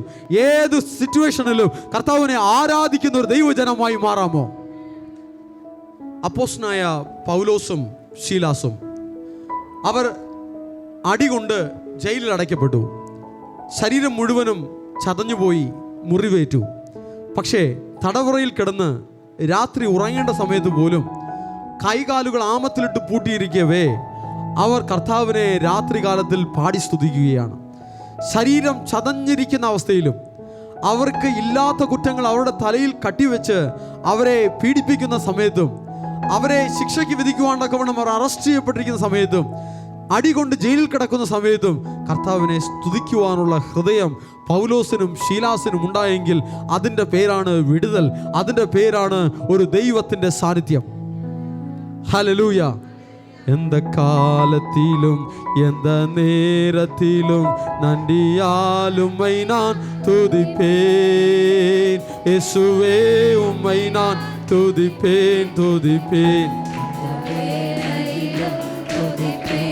ஓஹோ இயேசுவே உம்மை நான் வேளையிலும் துதிப்பேன். எந்த காலத்திலும் எந்த நேரத்திலும் நன்றியால் உம்மை நான் துதிப்பேன். இயேசுவே உம்மை நான் துதிப்பேன், துதிப்பேன், துதிப்பேன். இயேசுவே உம்மை நான் துதிப்பேன், துதிப்பேன். இந்த வேளையிலும் துதிப்பேன். ശ്രദ്ധിക്കൂ, ശ്രദ്ധിക്കൂ. തുടർന്ന് 13-ാം വാക്യത്തിൽ കർത്താവ് നോഹയോട് പറയുകയാണ്, സകല ജഡത്തിൻ്റെയും അവസാനം എൻ്റെ മുന്നിൽ വന്നിരിക്കുന്നു. ഭൂമി അവരാൽ അതിക്രമം കൊണ്ട് നിറഞ്ഞിരിക്കുന്നു. ഞാൻ അവരെ ഭൂമിയോടുകൂടെ നശിപ്പിക്കും. എന്താണ് കർത്താവ് പറഞ്ഞത്? ഞാൻ അവരെ ഭൂമിയോടുകൂടെ നശിപ്പിക്കും. ഒരു ജലപ്രളയം വന്ന് ഭൂമിയോടുകൂടെ എല്ലാവരും നശിച്ച് ആ പെട്ടകത്തിനുള്ളിൽ കയറുവാൻ നോഹയ്ക്കും കുടുംബത്തിനും യഹോവയുടെ കൃപ ലഭിച്ചു. ഇനി കർത്താവ് എന്ത് പറയുന്നു? നീ ഗോഫർ മരം കൊണ്ട് ഒരു പെട്ടകമുണ്ടാക്കുക, പെട്ടകത്തിന് അറകളുണ്ടാക്കി അകത്തും പുറത്തും കീഴ്ത്തേക്കണം. അതെങ്ങനെയാണ് ഉണ്ടാക്കേണ്ടതെന്നും കർത്താവ് പറഞ്ഞു കൊടുക്കുകയാണ് നോഹയ്ക്ക്. എന്നാൽ ഞാൻ നേരത്തെ പറഞ്ഞതുപോലെ ഇപ്പോൾ ഒരു പെട്ടകത്തിൻ്റെ പണി നടക്കുകയാണ്. എന്താണ് ആ പെട്ടകം? സഭ എന്ന പെട്ടകം. ഹല്ലേലൂയ. ക്രിസ്തുവിൻ്റെ ശരീരമായ സഭ, മണവാട്ടി സഭ. ആ സഭയുടെ പണി എങ്ങനെയാണ് നടക്കുന്നത്? വചനത്താൽ ആ സഭയുടെ പണി നടക്കുകയാണ്. പരിശുദ്ധാത്മാവിൻ്റെ നടത്തിപ്പിനാൽ ആ സഭയുടെ പണി നടക്കുകയാണ്. ആ സഭയുടെ ഉള്ളിൽ ദൈവജനം പ്രവേശിക്കാം. ഹല്ലേലൂയ. ക്രിസ്തുവിൻ്റെ ശരീരമായ സഭയുടെ ഉള്ളിൽ ദൈവജനത്തിന് പ്രവേശിക്കണമെങ്കിൽ വചനം ഏറ്റെടുക്കണം. ഹല്ലേലൂയ. പ്രശ്നങ്ങൾ വരുമ്പോൾ മാത്രം പ്രാർത്ഥിച്ച് വിടുതലെടുക്കുന്ന അങ്ങനെ ഒരു താൽക്കാലിക സംവിധാനത്തിൽ ജീവിക്കുവാനല്ല ദൈവജനത്തെ കർത്താവ് വിളിച്ചിരിക്കുന്നത്. വചനം ഏറ്റെടുക്കണം, വചനം ഉള്ളിൽ കയറണം, വചനത്തിൽ നിന്നും ചിന്തകൾ ആരംഭിക്കണം, വചനത്തിൽ നിന്നും ചിന്തിക്കുവാനും സംസാരിക്കുവാനും തുടങ്ങണം. ഇങ്ങനെയുള്ള രീതിയിൽ ദൈവജനം പണിയപ്പെട്ടാൽ ക്രിസ്തു എന്ന സഭയുടെ ഭാഗമായി ദൈവജനം മാറുകയാണ്. അല്ലെങ്കിൽ പെട്ടകത്തിൻ്റെ ഉള്ളിൽ പ്രവേശിക്കുന്ന അനുഭവത്തിൽ ദൈവജനം മാറുകയാണ്. ഈ അവസരങ്ങളെല്ലാം കർത്താവ് നമ്മോട് കാണിച്ചിരിക്കുന്ന ദയയാണ്. നമുക്കിപ്പോൾ തന്നിരിക്കുന്ന അവസരങ്ങൾ കർത്താവ് നമുക്ക് തന്നിരിക്കുന്ന കൃപയാണ്. ആ കൃപയുടെ വാതിൽ നമ്മൾ നേരത്തെ പാടിയതുപോലെ എപ്പോൾ വേണമെങ്കിലും ഓരോ ജീവിതങ്ങളിലും അടഞ്ഞു പോയേക്കാം. ലോകത്തിന് മുഴുവനായിട്ടെന്നല്ല, ഓരോ ജീവിതങ്ങളിൽ വ്യക്തിപരമായി അത് അടഞ്ഞു പോയേക്കാം. ഇപ്പോൾ സുപ്രസാദ കാലം, ഇപ്പോൾ രക്ഷാ ദിവസം, ഇന്ന് എന്നുള്ള ഉള്ളിടത്തോളം ഇപ്പോൾ ഒരവസരം ലഭിച്ചിട്ടുണ്ടെങ്കിൽ ദൈവവചനത്തിന് കീഴ്പ്പെട്ട് അത് ഏറ്റെടുക്കുവാൻ തക്കവണ്ണം ഏൽപ്പിച്ചു കൊടുക്കുവിൻ. സ്നാനം എടുത്തിട്ടില്ല എങ്കിൽ വേഗത്തിൽ സ്നാനം എടുക്കുവിൻ. ദൈവത്തിൻ്റെ വചനങ്ങളിൽ എന്തെല്ലാമാണോ അനുസരിക്കുവാൻ പെൻഡിങ് ഉള്ളത് അതെല്ലാം വേഗത്തിൽ പൂർത്തീകരിച്ച് ആ മണവാട്ടി സഭയുടെ ഭാഗമായി ഒരുങ്ങുവിൻ. ആ സഭയുടെ ഉള്ളിൽ കയറി വചനത്താൽ പണിയപ്പെട്ട് രൂപാന്തരം പ്രാപിക്കുവാൻ. ഞാൻ എൻ്റെ സഭയെ പണിയും, പാതാള ഗോപുരങ്ങൾ ജയിക്കുകയില്ല. വചനത്താൽ കർത്താവ് പണിയപ്പെടുന്ന ദൈവത്തിൻ്റെ സഭ, അതിനെ പിശാചിന് ജയിക്കുവാൻ കഴിയുകയില്ല. ലോകത്തിലെ ശക്തികൾക്ക് അതിനെ ജയിക്കുവാൻ കഴിയുകയില്ല. ദേശാധിപതി ശക്തികൾക്ക് അതിനെ ജയിക്കുവാൻ കഴിയുകയില്ല.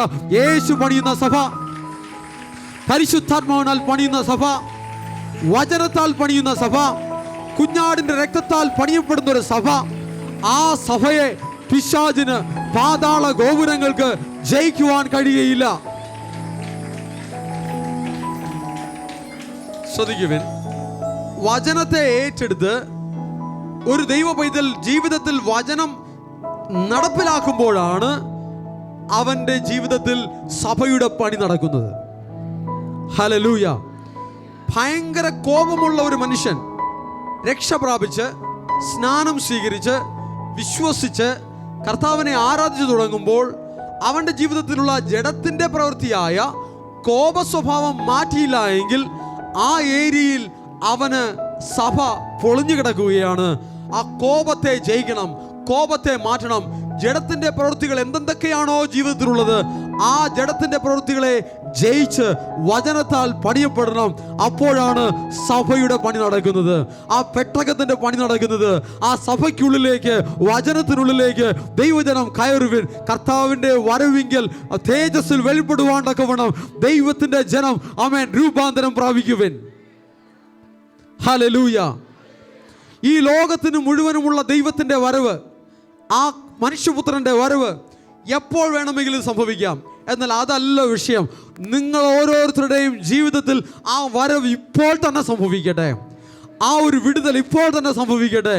ലോകത്തിൽ നിന്നും മാറി പെട്ടകത്തിനുള്ളിൽ കയറി വചനത്തിൻ്റെ വെളിച്ചത്തിൽ പരിശുദ്ധാത്മാവിൻ്റെ നടത്തിപ്പിൽ ജീവിക്കുന്ന ഒരു ജീവിതം ഇപ്പോൾ തന്നെ ഓരോ ജീവിതങ്ങളിലും സംഭവിക്കട്ടെ. Hallelujah, hallelujah. ഒരു ദൈവ പൈതൽ ഈ ഭൂമിയിൽ നിന്നും ശരീരത്തിൽ പോലും രൂപാന്തരപ്പെട്ട് എടുക്കപ്പെടുവാൻ കർത്താവിൻ്റെ വരവോളം കാത്തിരിക്കേണ്ട കാര്യമില്ല. ഹാനോക്ക് എടുക്കപ്പെട്ടതുപോലെ, ഏലിയാവ് എടുക്കപ്പെട്ടതുപോലെ രൂപാന്തരങ്ങൾ സംഭവിക്കുന്നതിനനുസരിച്ച് എപ്പോൾ വേണമെങ്കിലും ഒരു ദൈവ പൈതൽ എടുക്കപ്പെടാം. ഹല്ലേലൂയ. അതിനുള്ള എല്ലാ അവസരങ്ങളെയും കർത്താവ് ഈ ഭൂമിയിൽ വെച്ചിട്ടുണ്ട്. വചനത്തെ ഏറ്റെടുത്താൽ, യേശുവിൻ്റെ വചനങ്ങളെ ഏറ്റെടുത്താൽ ജീവിതത്തിൽ രൂപാന്തരം സംഭവിക്കും, ഉള്ളത്തിൽ രൂപാന്തരം സംഭവിക്കും, ഹൃദയത്തിൽ രൂപാന്തരം സംഭവിക്കും. അത് വലിയ മാറ്റങ്ങളെ ജീവിതത്തിൽ കൊണ്ടുവരും. ഹല്ലേലൂയ. വചനങ്ങളെ ഏറ്റെടുക്കാം, രൂപാന്തരങ്ങൾ സംഭവിക്കട്ടെ, ജീവിതത്തിൽ വലിയ മാറ്റങ്ങൾ സംഭവിക്കട്ടെ. ഹല്ലേലൂയ. ഏറ്റവും പ്രധാനമായും സ്വഭാവത്തിലാണ് മാറ്റമുണ്ടാകേണ്ടത്, ചിന്തകളിലാണ് മാറ്റമുണ്ടാകേണ്ടത്. സ്വഭാവത്തിലും ചിന്തയിലും മാറ്റം വരുന്ന കാര്യത്തിന് പ്രഥമ സ്ഥാനം കൊടുക്കുവിൻ. ഞാൻ ഇങ്ങനെയാണെന്നുള്ളതല്ല, പകരം യേശുവിനെ പോലെ ആകുവാൻ, യേശുവിൻ്റെ ഭാവമുണ്ടാകുവാൻ, യേശുവിൻ്റെ സ്വഭാവമുണ്ടാകുവാൻ, ക്രിസ്തുവിനെ ധരിക്കുന്ന ദൈവപൈതലായി മാറുവാൻ തക്കവണ്ണം നമ്മെ ഏൽപ്പിച്ചു കൊടുക്കാം. ഹല്ലേലൂയ. അടുത്തിരിക്കുന്ന കൈ പിടിച്ച് പറഞ്ഞേ, യേശു ഉള്ളിൽ വസിക്കട്ടെ, യേശുവിൻ്റെ ഭാവമുണ്ടാകട്ടെ, യേശുവിൻ്റെ സ്വഭാവമുണ്ടാകട്ടെ, സഭയുടെ ഉള്ളിൽ പ്രവേശിക്കപ്പെടട്ടെ. ഹല്ലേലൂയ, ഹല്ലേലൂയ, ആമേൻ.